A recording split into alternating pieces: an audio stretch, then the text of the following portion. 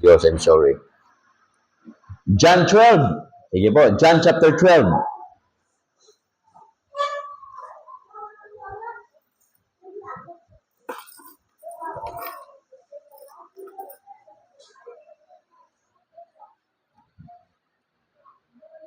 Verse 1 hanggang verse number 4. Apat na verses lang. We are going to read the Word of God responsibly. Okay, nakita niyo na mga kapatid? Then Jesus, 6 days before Passover, came to Bethany, where Lazarus was, which had been dead, whom he raised from the dead. Verse number 2.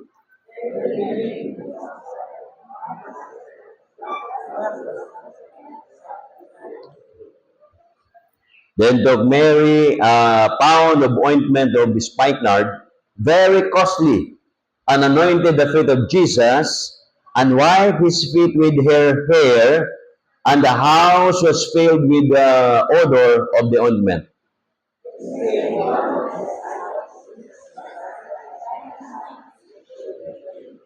Tayo po ay manalangin. Heavenly Father, we thank you so much for the reading of your words. Dalangin ko po na magpalain niyo po kami at maunawaan po namin ang iyong salita. Mangusap po kayo sa bawat isa sa amin. I am praying also for mga anak ng kapatiran na may karamdaman, si Andrew, si Wayne, si Savia, at iba pa naming mga anak ng mga kapatiran po dito na may mga karamdaman. Pagalingin niyo rin po sila, O Diyos, at i-provide ang mga pinansyal na pangailangan. Lahat na to aking dadalangin, pinapasalamatan sa matamis sa plan ni Kristo Jesus, sa amin Diyos sa kabaligtas.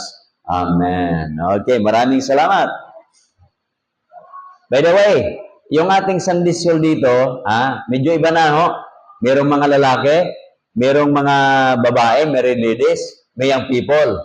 Lahat muna ng mga married men, tayo, married men, lahat, married men, ayan. Married men, ayan, dito. Ito si Joey. Kanina ang teacher natin ay si Brother Joey. Amen, mga kapatid? Ang sunod na linggo, sinong teacher? Ramil ba? Tirso? Si Tirso ang sunod. Okay, maraming salamat. Ganito yan, iikot yan yung magtuturo. Pero pag hindi nyo kaya, sabihin nyo lang sa akin. Nakuha nyo, mga kapatid? Huwag yung linggo, bigla kayong mawala. Baka maisip namin na una ka ng rapture. Di ba? So, ang ibig sabihin nito, yung lesson naman, itong buwan na ito, gagawin ko na yung lesson, ipapadala ko na sa inyo. Ngayon, ganito sa may topic tayo na sinusundan. Pag hindi mo gusto yung topic, sabihin mo, Pastor, hindi ko kaya yung topic. Ang lesson kasi ganito, binibigay sa inyo yung lesson, pwede ba plus yung lesson ganina? Kaya ba? Okay ba? Matagal. Yung lesson kasi, hindi naman ibig sabihin, ubusin nyo ituro. Ang gusto ko doon, yung life application na mula sa inyo. Nakuha nyo, mga kapatid? Na yung karanasan ninyo ay mai-share ninyo. Nakuha nyo yan? Together with the lesson. Huwag nyo naku, oras na, tatapusin yung lesson o hindi. Kukunin mo lang yung mga important doon na kaya mong makarelate ka doon. Okay? Sige po. Mga married ladies, tayo married ladies. Lahat ng mga nanay, may mga asawa, yan. Kaninang umaga ang teacher natin ay si kapatid na Jen. Okay? Jen Ramos, ang teacher nyo kanina. Next Sunday, sino ang teacher nyo? Si Annalie. Okay, sige. Si Annalie. So sa February, baka si magturo na si Angelica. Okay, yan. Okay ba yan, Angelica? Ayos? Okay ba? Kinakabahan si Angelica Si Angelica kasi masarap kausap laging pundago. Okay. Sige. Yan po yan. Tapos mga young people, mga bata, ganun po yan. So, pag-pray lang natin, mga batid, na ito, itong summer na ito, makapagpakabit tayo ng aircon dito, para malamig pag nagsimba kayo. Tapos yung mga anak ninyo, may mga tables na dyan, may mga upuan na para pambata. Pag nasara na yan, aircon po yan, para yung mga anak ninyo aircon. Sa mga nagtatanong, Pastor, baka sa susunod ba ng mga taon, magkaroon tayo ng eskwelahan dito? Magkakaroon tayo ng eskwelahan yan. Okay? Para yung mga anak-anak ninyo dito na mag-aral. Si Brother Raymond, tayo ka Brother Raymond. Tuwing Sabado, merong music po dito. Kung yung mga anak ninyo gusto nyong magturo si Brother Raymond dito. But please, magdala kayo ng inyong instrument. Kung may gusto nyo ng gitara, bumili kayo ng gitara. Kung gusto nyo ng violin, magbili kayo ng violin. By the way, mas maganda nga matuto yung mga anak ninyo ng violin. Kasi pag natuto sila ng violin, hindi sila violente. Mabawasan yung violence sa mundo. Okay? Yan po yan. 3:30 po yan. Nandito ha, 3:30 every Saturday. Punta po kayo, dalhin yung mga anak ninyo. Meron po tayo dito mga ang mga musician natin dito, yan, si Raymond, tayo Raymond, yan, Raymond. Si Arthur, yan, mga musician natin yan. Si Ricardo, yan, tatlo sila magtuturo po dito. Okay? But please, magdala kayo ng instrument ninyo. So, ang tinuturo lang muna ni Raymond is piano lesson kasi walang mga instrument. Pero pagdating ng araw, pag may mga instrument na, pwede na yun. Okay? So, dako na tayo sa mensahe mga kapatid. Ang mensahe ngayong umaga is all about how do we value our God? Magkano ba ang halaga ng Diyos mo? Gaano mo ba pinapahalagan ang Diyos natin? Okay? Ganito po yan. Yung mga sasakyan natin, pinapahalagahan natin yan. Nililinis natin yung mga, yung makina, nililinis natin yan. Minsan, yung si Mrs., sabi ni Mrs., Daddy, bakit yung sasakyan ni ganito? Tiningnan, ang linis-linis ng makina. Bakit yung iyo? Hindi mo nilinisan. Oo nga, no? Pag binuksan mo nga, puro alikabok, di ba? Sabi ko, pag nilinisan ko kasi, dudumihan yung kamay ko. Oh. Hindi naman nag-volunteer si Renzo maglinis. Ang bihira, no, Renzo? No? Peace tayo, ha? Oh. Sabi ko, ayahan mo, may maglilinis din dyan. Ganun po mga kapatid, ano? Ibig sabihin nito, we value our cars, we value our work, yung trabaho natin, pinahalagahan natin yan.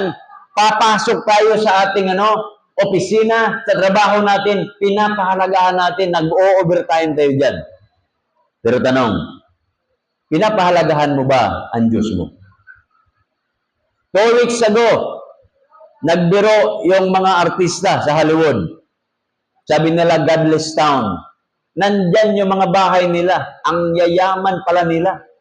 Merong 140 million na bahay, 100 million. Akalain mo billion para sa piso yan? And yet, nagiging abulang. Yung mga piano nila ng milyones, yung isa nga umiyak yung isang artista Kasi nag-iwan ba naman ng cash doon sa bahay niya? Abo din yun. Magkaroon ka ng cash, abo yun. Ngayon, yung mga insurance noon, anong sasabihin ng mga insurance? Sa dami noon, alam niyo ba kung gaano kalaki yung nasunog? Buong Kainta, buong Taytay, buong Anguno, ganon kalawak po ang nasunog. 35,000 acre. Kaya wag kayong magbiro sa Diyos. Parang Sodom and Gomorrah yun Nakuha nyo? Sa Sodom and Gomorrah, patay lahat yung mga tao. Magtatanong kayo, Pastor, bakit walang namatay doon? Ang gaganda ng mga bahay nila. May bahay ka ba naman na 100 million? Walang mga walang mga splinter yan. Meron. Kompleto yan. Pag naka-amoy nga lang yun ng usok, babasain niya Kaso lang, hindi naman kasi ang sunog galing sa tao. Galing sa Diyos yun. Kaya wala talagang magawa. Yung mga trophy mo doon, mga medalyon mo, yung mga artifacts na pinagmamalaki mo, abo lahat yan. Pero ang kamanga-mangha, yung Biblia, hindi nasunog. Di ba? Hindi nasunog Doon ka magtataka. Ngayon, mga kapatid, pinapahalagahan natin yung mga bagay na mga simple. Pero darating ang araw, lahat ng mga bagay na yan, temporary lang yan. Whether we like it or not, di ba? O, tingnan muna natin ha. Wala sa mensahe ito. Sa 1 Peter. 1 Peter. I'm sorry. 2 Peter chapter 3. 2 Peter chapter 3. Oh, ano sabi diyan? Verse number 10. But the day of the Lord will come as a thief in the night, in the which the heavens shall pass away with great noise, and the elements shall melt with fervent heat, and the earth also and the works that are therein shall be burned. Ibig sabihin nito, darating ang araw, lahat ng nandito, masusunog po yan. Yung tambutso po ng eroplano, platinum po yan, hindi masusunog. Pagdating ng araw, masusunog po yan. Verse 11, seeing then that all these things shall be dissolved. Ibig sabihin dissolved, lusaw. Okay? Tayo, makita tayo, di ba? Yung mga bote ng in-can ng Coca-Cola, whatever, mga aluminum yan, pwede mong ilagay sa yan, tawag doon, kawali mo, susunugin mo, natutunaw yan. Kasi aluminum yan. Pero kung bakal ilagay mo doon sa tawag doon, kawali mo, hindi masunog yan. Pero darating na araw mga budid, lahat masusunog po yan. Okay? Verse 12, ano sabi dyan? Looking for and hastening unto the coming of the day of God, wherein the heavens, being on fire, shall be dissolved. Yung kalangitan, mag-aapoy po yan mga budid. Ano ba sabi dyan? And the elements shall be melt with fervent heat. Lahat po tayo dito nag-aaral ng elementarya. Alam niyo po yung tinatawag na Mendeleev Table of Elements. O nung panahon ko, 118 lang yun. Hindi ko na alam kung ilan na ngayon. Ilan na ngayon, Angela? Ha? Kasi nung kami, pinamemorize sa amin yan isa-isa, di ba? O, pati yung unit, halimbawa, gold, iyo. O, di ba? Mga ganun eh. Eh ngayon, hindi ko na alam eh. Gold na lang eh. Hindi ko na alam kung ano yung hydrogen, yung so on and so forth, di ba? Platinum. Hindi ko na mga unit na symbol nila eh. O, pero nung araw, minimorize yan. Ngayon kasi, ang minamaster ng mga estudyante ngayon, TikTok, Reels, o mga ganun na eh. Kaya, nag-iba. Tsaka yung mga ganun-ganun ng mga bata. O, Allah, yung anak ko mahilig sa ganun-ganun. O, di ba? Talaga naman. O. Master na anak ko yan, ganyan. Ang dami ko na nung Brad, binili na ganyan, sisirain. Yun, sisirain na naman niya. Sisirain, di ba? Tapos yung kabit niya. Tapos sige, mabili naman sa nanay. Anong tawag yan? Roblox ba yan? Sipin? Ha? Roblox, bahala na. Oh. Eh, wala akong alam sa ganun eh. Sila, gagaling nila. Oh. Halimbawa, gagalawin ko, Pak. Oh. Gawin mo, anak. Rasa nila yan. Mabihira. Paano nyo nagawa yan? Henerasyon nila yon. Okay? So dito mga kapatid, how do we value our God? Baka tatanungin nyo, magkano bang halaga ng Diyos? Yung mga tao na yon na sinunog ng Diyos, yung kanilang mga bahay, kanilang lugar, they don't value God. Yan tawag nila, godless town. O yun, abo lahat. Kaya dito mga kapatid, huwag tayong magbiro sa Diyos. Huwag natin pagtawanan ng Diyos. Amen? Seryosohin natin. So dito po sa ating pong binasa, John chapter 12, ito po yung sabi. Okay? Pumunta ang Panginoon natin doon sa Bethany, pumunta siya sa bahay ni Lazarus. Si Lazarus, siyempre, siya yung namatay na binuhay ng Panginoon. Pero pag tiningnan po natin yung other account sa Matthew chapter 26, ganito po ang wika. Matthew 26. Verse number 26, verse number 6. Ang sabi po dyan, now when Jesus was in Bethany, tingnan niya, Bethany he was in the house of Simon the leper. Doon sa John chapter 12, siya ay nasa bahay ni Lazarus, pero ngayon nasa bahay siya ni Simon the leper. Magsasabi kayo, Pastor, mayroon mang contradiction? Wala ho. Ganito po yan ang paliwanag. Ito, Mateo 26, sinabi yan Simon the Leper, yan po ay maaring tatay, kapatid, tiyuhin, o kamag-anak ni Lazarus, ni Martha, at saka ni Mary. Okay? Pero sabi ng mga historian, yan ay maaring tatay ni Lazarus. Okay? So ngayon, napunta sila doon. Yung mga Parisiyo, ayaw nila sa bahay ni Lazarus kasi mayroong leper doon. Ngayon, mapatid, nung araw, pagka ikaw ay may kitong, iiwalay ka. Nakakita na ba kayo ng taong may kitong? Di ba lalaki niyan, di ba? Alam nyo, yung kaibigan ko may kitong, ang lalaki pa lang yan, di ba? Yung matatakot ang lalaki. Alam nyo, walang lumalapit sa kanya. Pero nung magkita kami, tinawag ako, Bong, doon sa Bagyo. Bong, lika. Paglapit ko, naku, niyakap ako, pambihira, damang-dama ko yung alam mo yung lumilipad yung espiritu mo?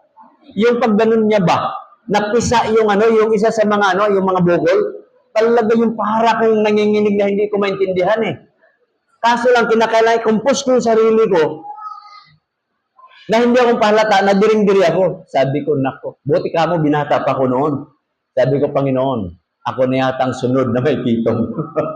Kaso lang, di kinuha ko yung panyo ko kasi nabasa ako Pinunasan ko. Sabi niya sa akin, Bong, huwag ka matakot. Kasi hindi nakakahawa yan, nagagamot na ako. May gamot na, ay, salamat. O, di ba? Pero talaga naman. O, di ba? So, wag na kayo matakot ngayon sa may kitong kasi ginagamot na po yan. Hindi nakakahawa. Pero nung araw, nakakahawa yan. Okay, ngayon, ito pa nangyari mga bred. Balikan natin yung John chapter 12. Ito po ang kwento dyan. Makuha natin yung mga karakter dyan. Sino ba yung mga karakter? Verse number 2. They made him a supper, and Martha served. Sinong makita natin na una dito? Si Martha. Anong ginagawa ni Martha? Martha was serving. Mga kapatid, tayo po, pag may bisita po tayong ginagawa natin, pinapaupo natin yan, di ba? Pagkatapos, inaalok natin ng snack yan. Ganun po yan. Serve. Pero mga kapatid, kagaya ngayon, di ba? May mga politicians tayo, mga kandidato. Anong ginagawa niyan? Sasabihin niyan, ako po ay pag napili ninyo, maglilingkod po ako sa taong bayan. Kaya ang tawag sa kanila, public servant. Anong tawag sa pastor? Di ba ako din public servant? Kaso lang spiritual na bagay. Ang problema, ito mga kapatid, ang problema, yung barangay, pag mayroong tao doon hihingi sa kanila, sabihin nila, punta kay ka pastor. Well, ba, pastor? Alam ni Brother Joaquin niya, pupunta sa bahay akin yan Kaya ginawa ko na nga para hindi madisturbo. Pinasarado ko na yung garahe ko Inaasan ko na yung gate doon, God. Kaso lang, pagka umaga, pag nakita nila may sakyan, tatawag ka ganyan, pastor, daming kumakatok doon Disturbo. Pupunta ka ng CR. Minsan, sa SR ko, lalabasan ko. Nakatawi lang ako, nakahubad. Ano yun? Pastor, ano nangyari sa'yo?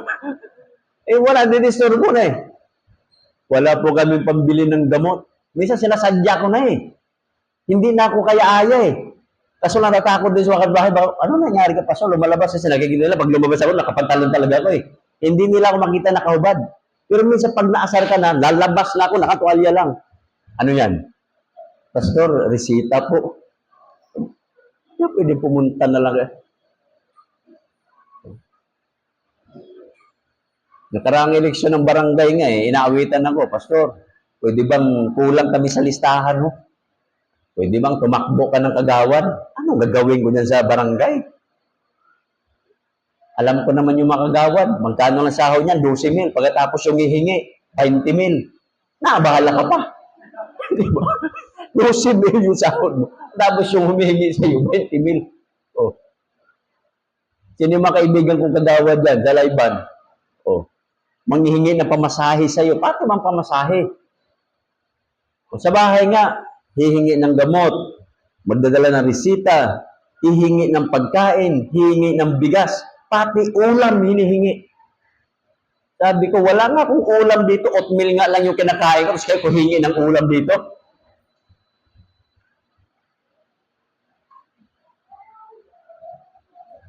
Alam nyo mga batid, kahit pastor ako, tao lang din ako, naasar ako. Nakuha niyo ba yun?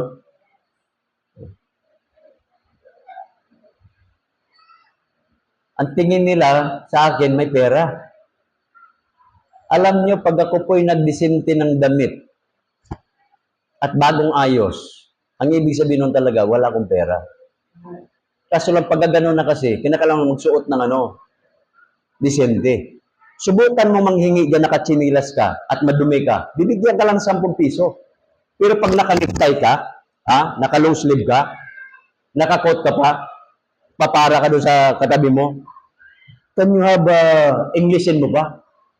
I forgot my wallet. Can you give me some money? I need to pay my taxi. Bibigyan ka 500 noon. Ganon sikreto ng mga mayaman na manghihingi ng Yung mga nangihingi dyan, tinatanong ko nga eh. Sabi ko, magkano ba kinikita mo? Yan sa junction, nakaka 1.5 yan eh. Ano yan? Umaarte yan dyan. Pagdating ng hapon, nagda-transform yan. Nakabarong, tawag doon, nakapulo na. Sabi ko, grabe ito Hanap buhay pala nila yan. Matutuwa kayo. Yung tagatawag dyan ng pasahero. Alam siguro to ni Brother Ramil. Diyan sa may junction, di ba? Nakanikta yan. Naka-long sleeve yan, magtatawag yan. Ayala. Ang daming mga buruloy dyan, nakaginto pa yan. Nakarilo yan.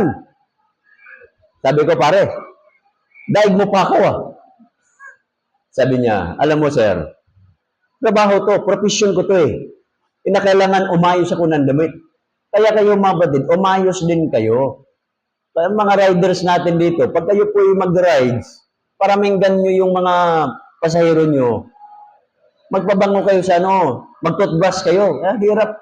Hindi kayo bibigyan ng tip ng nyo, pag mabaho ang amoy nyo. Yung katawan natin, ayusin natin. Kasi kayo, nagbibigay kayo ng serbisyo. Amen mga batid?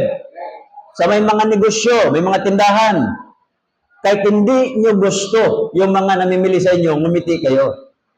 Balik po kayo. Di ba? Kahit ang sama ng yung kliyente niya, sama, di ba? Pinaghahawakan lahat ng nyo, ng paninda niya, pinagpipisel-pisel lahat yan. Ngumiti pa rin kayo. Di ba? Balik ko kayo. Kahit sa loob-sa-loob mo, salbahing to, di ba? Kita mo yung mga bumibili sa palengke, isda, pinipisil yung mga isda. Ano ba naman yan? Ang dali-dali lang pumili ng isda, tingnan mo lang yung mata Pag malinaw yung mata, fresh yun. Pag medyo malabo na yung mata, edi malabo na yun. Babad na sa yelo yun, ilang araw na yun. Pero nakasimple. Hindi na kinakailangan kukunin mo pa yung isda, pisilin mo pa, at amuyin mo pa yung hasang. Ano ba yan? Hindi. Okay? So itong si Martha, mga modern, pagdating po sa verse number 2, sabi diyan, and Martha served. So yun po yan. Kasi po ang trabaho po ni Martha, pagbalikan po natin sa Luke chapter 10, verse number 38, ganito po sabi. Luke chapter 10, verse number 38. Nung dumating po ang Panginoon sa Kristo sa bahay po ni Martha, ito po ang ginawa niya. And it came to pass, as they went, and he entered into a certain village, and a certain woman named Martha received her in her house. And she had a sister called Mary, and also sat at Jesus' feet and heard his word. But Martha was cumbered and much serving. Ito yung klaseng babae na talagang yan, masikaso. Siguro lahat, siyempre ang Panginoon natin nung araw, pag yan ay nagbisita sa bahay, hindi po siya solo flight. Kasama niya 12. Nakuha niyo mga kapatid? Buti ako, pag nag-visitation, ako lang at saka si Mrs. Kasi pag dinala ko pa yung mga Bible student, maaasar kayo sa akin, ang dami niyong papaislakin niya. Nakuha niyo? Pastor naman, wala na nga kaming budget, yan dami pa dyan. O ilan yan. Buti na lang, magpasalamat kayo, hindi niyo na ako kinakailangan alokin ng kape. Okay? Tubig lang na, okay na. Okay na ako. Yung misis ko hindi nagkakape yan. Huwag nyo lang alokin ng Starbucks kasi umuoo yan. Yun lang. Pero kape lang na, hindi. Sabi ko, kaiba rin to. Nakakape siya pag nasa Starbucks, pero pagka inalok mo, ayaw.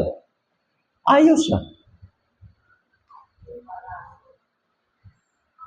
Hindi ko alam kung anong lasa ng ano. So ito po yung si Martha, mga kapatid. Kaya pagdating sa verse 14, sabi niya, but Martha was cumbered about my serving and came to him and said, Lord, dost thou not care that my sister have left me to serve alone? Bid her therefore that she help me. Ganun po yan. Lagi po siyang naglilingkod. Ganun po niya pinapahalagahan ang Panginoon. Physically, gusto niyang ipakita na talagang naglilingkod siya sa Panginoon. Alam niyo mga kapatid, pag naglilingkod tayo sa Panginoon, kahit napakita natin yan, huwag tayong magreklamo ha, pag napagod ha. Si Martha kasi napagod, siyempre siya magdadala ng tubig, siya nagdadala ng kumikape na noon, magdadala siya ng kape, mga snack doon, ihain niya, yung guest niya ang Panginoon, at saka yung 12 kasama ng Panginoon. Nandoon pa yung si Mary, si Lazarus, at saka yung tatay nila, so ibig sabihin, around 20 katao, nasisurya sila mag-isa, si Mary nandoon lang, nakikinig sa Panginoon sa Kristo, habang nagba-Bible study, si Lazarus, yung kapatid niya, ganun din, isa lang ang kumikilos. Kaya pag napagod kayo mga kapatid sa paglilingkod sa Panginoon, huwag kayong magreklamo. Amen? Do it heartily. Pangalawang tao, Lazarus was fellowshipping. Okay? Ganun po niya binavalue yung Panginoon natin. Fellowshipping. Verse number, John chapter 12, verse number 2, ano sabi diyan? But Lazarus was one of them that sat at the table with him. So, nandaon si Lazarus, umupo si Lazarus, at siya po ay nakipag-usap sa Panginoon. Siguro, in-entertain niya, nakipag-fellowship siya, he asked questions, at siya ay nagsishare ng kanyang buhay. Kasi po, mga kapatid, yung chapter 11, patay na si Lazarus. Binuhay lang siya ng Panginoon. Kaya siguro, nagtatanong siya, Panginoon, nandoon na ako sa langit, pinababa mo pa ako. Isipin mo yan, 4 days ka na nandoon sa libingan, mangamoy ka na Nakuha niyo ba yun? Masimula ng maagnas. Sabi niya, Panginoon, siguro, tatanong siguro sa Lazarus, habang nagkukwentuhan sila, Panginoon, maamoy na ako noon 4 days na ako sa libingan binuhay mo ako Kita mo yan? So nakipag-fellowship doon si Lazarus. Ano pa mga kapatid? Pangatlo na personalidad who value our Lord Jesus Christ. Ito si Mary. Verse number 3. Tingnan nyo. Then took Mary pound of ointment of the spikenard, very costly, and anointed the feet of Jesus, and wiped his feet with their hair, and the house was filled with odor of the ointment. Okay? Itong si Maria, mga kapatid. Tingnan nyo ha. Si Maria. Yung ointment, mamahalin yon. Alam niyo ba kung gaano kamahal? Kung kayo ang tanungin ko, gaano na ba kamahal na pabango ang nabili nyo? Kasi dito, meron pong sinabi dyan. Verse number 5, ang sabi dyan, was not this ointment sold for 300 pence? Alam niyo ba kung gaano kamahal ito? Almost 1 year's salary. Isang taon. Ganon kamahal yan. Kung ikaw ay 50,000 ang sahod mo, sa loob ng isang taon, 600,000 yan, 600,000 na pabango. Grabe.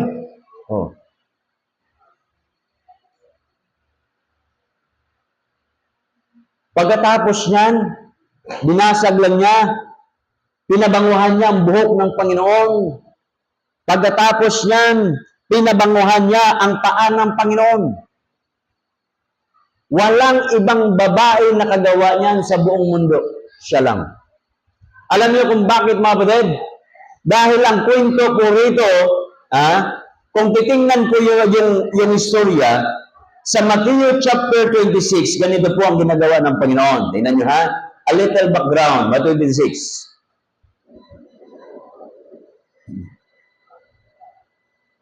Pag verse 1 sabi dyan, "It came to pass, when Jesus had finished all these sayings, He said unto His disciples," di ba? You know that 2 days, you know that after 2 days is the feast of the Passover, the Son of Man is betrayed to be crucified. Pinikwento na ng Panginoon doon sa kanyang mga disipulo na sabi ng Panginoon, 2 days na lang, ako po ay ibibetray at ako po ay ipapako sa krus sa Kalbaryo. Ibig sabihin nito, pag napako ako dyan, mamamatay na ako dyan. Yung mga 12 disipulo, wala sa isip nila yan. Pero nung dumating na po ang Panginoon doon kay Maria, naintindihan po ni Maria yan, na ito palang Panginoon ko. Kita mo yan, di ba? Kita mo. Yung mga tao, last week lang, yung Black Nazarene. Nakuha niyo yun? Mga panyo nila ipupunas dyan. Hinahalikan nila. Milyon-milyong katao, paparada doon. Pananampalataya nila yon. My goodness. Pero ito mga kapatid, tingnan nyo ha. Totoo nandyan ang Panginoon, buhay ang Panginoon. At alam ni Maria na ito ayon sa hula. Alam niya na mamamatay na po ito. Kaya yung pinaka-the best, ibibigay na niya. Tanong ko po sa inyo, ano yung pinaka-the best? Ano yung pinakamahalaga sa buhay ninyo na kaya niyong ibigay sa Panginoon? Hindi nga? Anyat sabihin natin, mahal ko ang Diyos. Nakuha niyo, mabdad? Sinasabi natin yan, mahal ko ang Diyos. Pero kung kayong katanungin ko, ano ang pinakamamahal mo? What is the most valuable thing in your life na kaya mong ibigay sa Diyos? Di ba? Ano yun? So dito po natin makita that Mary, she gave her time, binigay niya yung kanyang oras, at nandoon siya, pinupunasan niya ang Panginoon. Not only that she gave her time, she gave her best gift. Ibinigay niya yung pinaka-the best na regalo sa Panginoon. Ngayon, sa sumbok natin, mayroong kanta dyan, I wonder what I have done for Jesus. I wonder, di ba? And yet, He gave so much for me. Ang Diyos natin, ibinigay niya so much. Bakit mga kapatid? Pag nasa biyahe ka, ikaw ay alagaan ng Panginoon. Di ba? Pag ikaw ay nasa trabaho, iingatan ka ng Panginoon. Pag nagninegosyo ka, yung business mo, pinagpala ng Diyos yan. Pag ikaw ay nasa trabaho, iingatan ka ng Panginoon. Hindi ka nagkakasakit. I-provide ng Diyos lahat ng pangailangan mo. Ganun po ang Diyos natin. It's grace. Biyaya ng Diyos. Di ba? Kaso lang, meron tayong tinatawag na common grace. Ano ibig sabihin nito? Nagpe-pray halimbawa, wala bang farmer tayo rito? Oh, wala, di ba? Oh. Halimbawa lang, si Brother Joaquin mag-pray. Panginoon, wag sana pong umulan ngayon. Kumulimlim, di ba? Oh. Alangan naman yung kanyang lang, pag nagbabiyahe siya, hindi uulan doon. Pag sinabi mong common grace, hindi lang siya ang hindi maulanan, lahat ng tao doon sa paligid. Nakuha nyo? Common yan. Alangan naman, mag-pray ka. Ako ay farmer. Ang lupa ko ay 1 hektarya. Mag-pray ako ngayon. Panginoon, harinawa, paulanin mo. Biglang umalwan doon sa 1 hektarya mong lupa. Ba, sabi naman kahit bahay mo, ano nangyari ba? Sa'yo lang. Di ba? Oh. Ang tawag noon, common grace. So, ulan ng Panginoon doon sa lugar na yon. Sa area na yon. Bakit? Nag-pray ka eh. Okay? Bibigyan din niya ang Panginoon kahit hindi mananampalataya. Yung araw po, humingi ka ng araw, lahat po mabigyan ng araw. Okay? Yun po yan. Ngayon, ano pa kapatid? She ministered personally. Si Maria mismo. Isipin mo ang ginawa ni Maria, nilagyan niya yung buhok ng Panginoon ng pabango. Pagkatapos niyan, lumuhod siya. Alam nyo, ang pinakamaruming parte ng katawan ng tao ng panahon na yon, kasi hindi pa simentado ang mga lupa nung araw, maputik pa, yun ang marumi. Kaya nga nung araw, bago sila papasok sa bahay, mayroon pong ano doon, tabo at timba at langgana nung kanilang kapanahunan. Huhugasan nila yung paa nila at sila po bago pumasok sa bahay. Yun po yung kultura nung araw. Yung mga Koreano ngayon, ang ginagawa doon, pag pumasok ka sa bahay, yung mga sinilas mo, nandoon lang sa labas. Okay? Kaso lang Western, hindi. Pag Western ka, kahit sapatos mo, nandoon sa higaan. Ganon ang Western. Para sila pakialam. Kaya marami din mga Pilipino, ganon din. Ngayon, ito na mga batid. Si Maria ho, tingnan nyo ha, si Maria hindi po mahirap. Bakit? Paano siya naka-afford ng ganon kamamahaling pabango? Nakuha niyo mga batid? Mayaman sila eh. Sila ang magkakapatid mayaman. Bakit? Kahit yung tatay nila ni Simon, si Simon ay may leprosyon, hindi po nila na-isolate. Ibig sabihin, yung bahay nila malaki, meron siguro siya pinagawa isang bahay na doon lang yung yung kanilang tatay, si Simon. Isolation yon, isolated. Para ba nung nagkaroon tayo ng pandemic, di ba? Bawal lumakad sa mall, yung mag-asawa na naka-holding hands, bawal. Inagutla ko noong araw, nung unang labas ko sa kami ni Mrs. Paano? Di ba? Yung damit niya, tapos nakaano pa siya, kasing kulay. Tapos yung babae, kasing height din niya. Yung naisakay ko doon sa sakyan, sa pick-up Gulat yung babae, ba't ko pinasakay doon Paglingon ko, pambira, ibang mukha pala to. Sabi ko, sino ka? Iba pa. Pambira. Sombrero kasi pareha. Diba? Pareha din ang face mask. Ang bihira. Hindi naman nagasalita. Sinabi ko, nawawali ako Sabi ko, pahamak tong pandemic na to Diyan lang sa SMS, dito. Sabi ni Jis, diyan lang kami nakakapabalingki nung araw So ano pa she was wealthy, meron siyang pera, pero ganito hindi niya sinabi doon sa mga katulong niya, paghiugasan niyo yung paa ng Panginoon. Hindi. Bigyan niyo ng pabango yung Hindi po mga kapatid. Kahit meron siya makatulong, siya po ang gumawa mga kapatid. Kasi po yan ay paglilingkod niya sa Panginoon. Kaya pag kayo po naglingkod sa Panginoon, huwag niyo pong iutos sa ibang tao, gawin niyo na po. Amen mga kapatid? Yan, okay? She was the only woman in this world who wiped the feet of our Lord Jesus Christ with her hair. Akalain nyo, yung inyo, mga babae, kaya nga dapat ang mga buhok ninyo ay mahaba, Kasi pag maiksi, pag dumatay ang Panginoon, hindi nyo kayang punasan ng ulo ang buhok, paa niya. Punas nyo. Di ba? Kaya yung buhok ninyo, crown po yan. Kaya yung korona ng kanyang ulo, which is the hair, ang ginawa niya, hindi siya kumuha ng panyo, hindi siya kumuha ng towel, wala siyang kinuhang bimpo. Ang ginawa niya, very humiliating, ginawa niya yung kanyang buhok na kung saan pinapabanguhan niyan, sinasampuhan niyan. Ano ba? May na kayo doon? Nung panahon na yun, aloe vera lang siguro ang gamit nila, At saka gata lang siguro. Wala pa naman kasi mga scientific na gaya ng mga formula natin ngayon, ng mga conditioner na. Pero inalagaan niya yung buhok niya, yung po yung pinaggawa niyang pamunas. Yung pinakakurunan ng kanyang katawan, ginawa lang niyang basahan sa paanan ng Panginoon. Nang ibig sabihin nito, kapatid, yung pinakadabis natin, wala palang kwenta yan pag hindi natin ipagamit sa Diyos. Amen?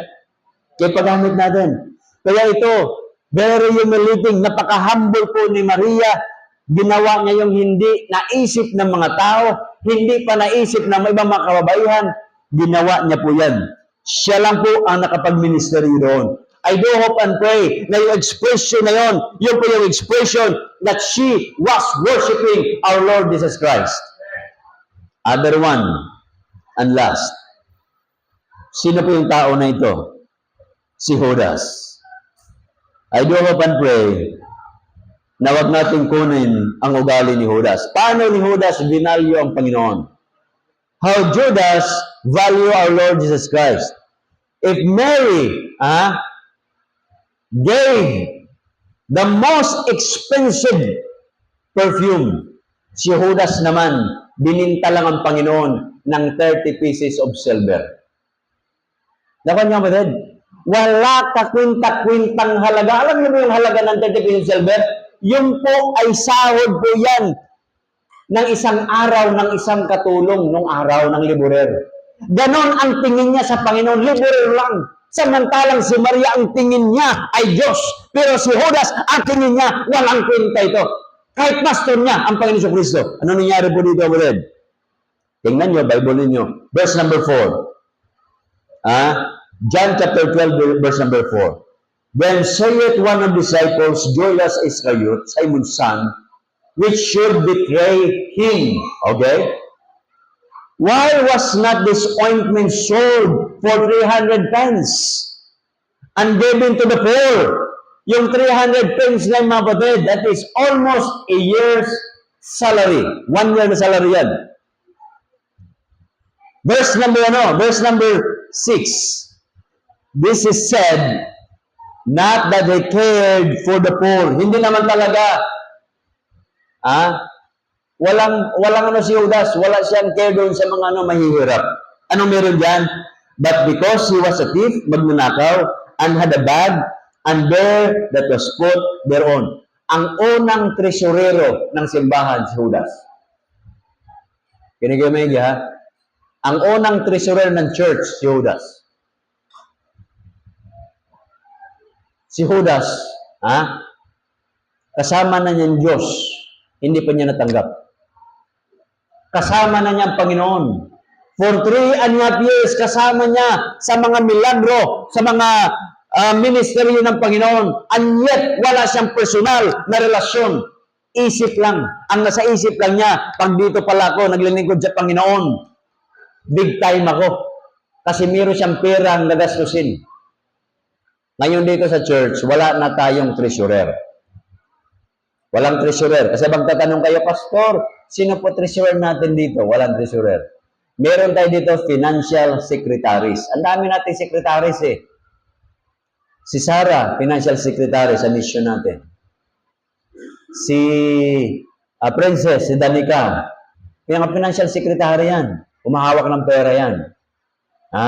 Si Mrs. Sa first fruit ngayon, siya mahawak. Kasi nga mga kapatid, makinig kayo ha, ang prayer natin, ito maging 2 palapag po ito.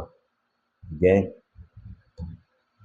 Kaya dito, maglagay na ako dito na ng goal natin, mukha ng simbahan natin. Okay? Diyan, kapagawa ko. Diyan natin nilagay yung ating mga first fruit offering. 2 weeks ago, nagturo ako ng hapon about first fruit offering. Aba, magkano yung pumasok na commitment? 1 million. Kunti lang yun. Wala karamihan din sa inyo. Wala.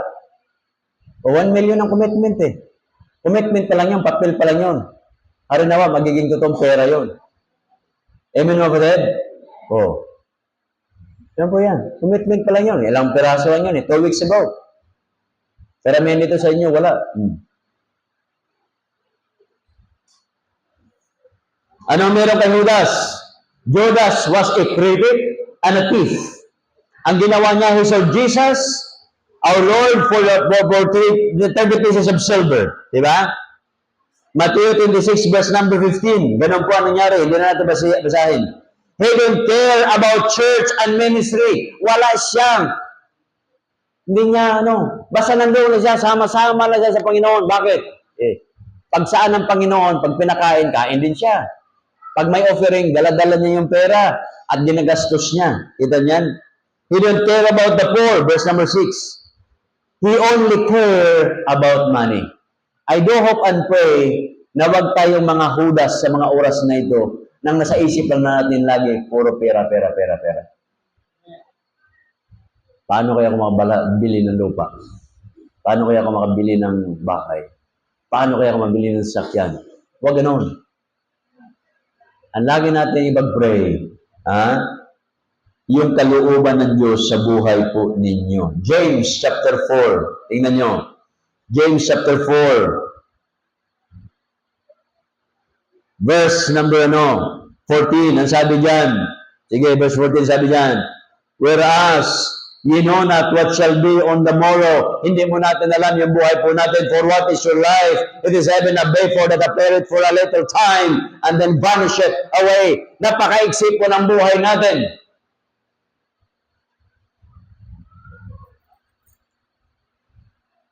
Totoo lang, pagka nagkakaedad pala, ako hangang ako kaya kina Terso. Yung immunity nila, pag naarawan sila, di sumasakit ang ulo. Ako, nagpa-araw lang ako ng mga bandang alas 10 ng umaga, na mga 15 minutes, yung ulo ko parang babaakin na. Sipin niyo yun. Sabi ko nga, lumaki naman ako sa palayan, ba't naging ganito ang katawan ko? Kinakatakutan ko yung araw. Isipin niyo yan. Mainitan lang ako dyan, ma-expose lang ako ng konti dyan. Yung ulo ko parang babaakin na yan. Kaya minsan sinasadya ko na magpa-araw. Kaso lang, ilang araw na akong nagpapa-araw, ilang araw din ako may sakit ulo. Nakuha niyo ba yun? Kahapon nagpa-araw ko. Saglit lang. Ang sakit ng ulo ko. Alas 12, nagpaalam sila ni Mrs. Alice. Tulog na ako dahil sakit. Hindi ko na alam. Pagising ko, 3:30. Sakit pa rin. Minsan may mga time na pag sumakit, yung simento, ginaganong ko na. Kaso lang, baka maalog naman yung utak ko. Diba? Madami na kasing gamot eh. Minsan, sinusuntok mo na yung ulo mo eh. Huwag niyong gawin yan ha. Baka sabihin niyo, gayahin mo si Pastor. Huwag. Matanda na ako. Huwag niyo na akong gayahin. So ito po yan mga batid. Verse number 15 ang sabi dyan. For that you ought to say, dinan nyo ha, verse 15 ba? For that you ought to say, ito may sabihin ninyo, if the Lord will, we shall live and do this or that. Kung kalooban ng Diyos, laging isama natin ang kalooban ng Diyos. Verse number 17. Therefore, to him that knoweth to do good, and doeth it not, to him it is a sin. Gawin natin ang tama, mga kapatid. Dahil pag hindi natin ginawa ang tama, magkakasala tayo. Tingnan niyo yung mga characters, si Martha, si Lazarus, si Mary, si Judas. I do hope and pray na kunin po natin ang karakter na yan ay si Maria. Mary was worshiping our God. She gave her time. She gave the best that she could.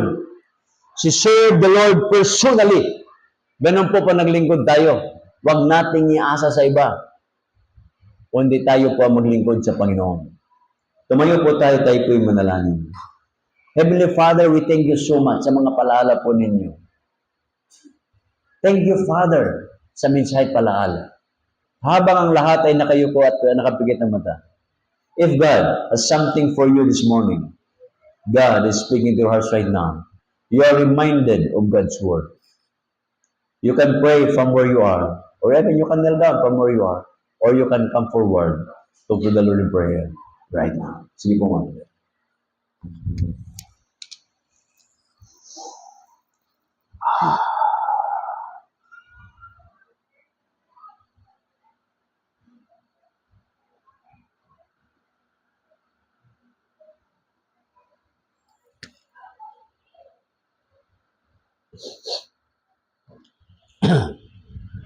Heavenly Father, we thank you so much sa mga palaala ng iyong salita.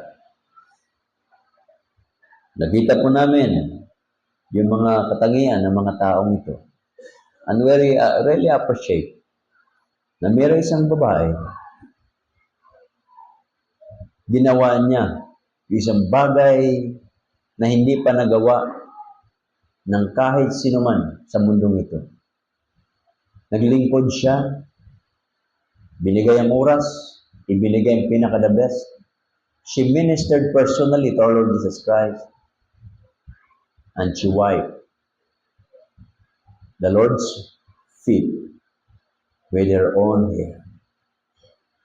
A symbol of servanthood, a symbol of humility, a symbol